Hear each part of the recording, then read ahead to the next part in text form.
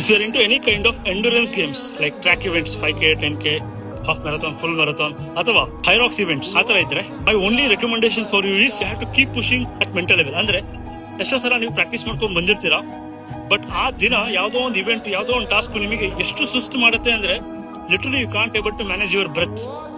ಅದೇ sometimes preparations ಮಾಡಿರಲ್ಲ ಕೆಲವರು, ಅದನ್ನ ಸಕ್ಸಸ್ಫುಲಿ ಫಿನಿಶ್ ಮಾಡ್ತಾರೆ. ಹೇಗೆ? Because of only mind set.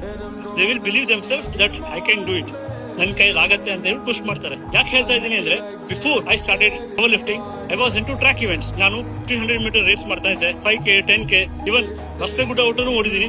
Even for forest department selection I ran 25 kilometer. All I did without practice. ನಾನು ಓಡ್ಬೇಕಾದ್ರೆ ಇದೇ ಅನ್ಸಿದ್ದು, ಅಯ್ಯೋ ಆಗಲ್ಲ ಬಿಟ್ಬಿಡ್ತೀನಿ ಅಂತ.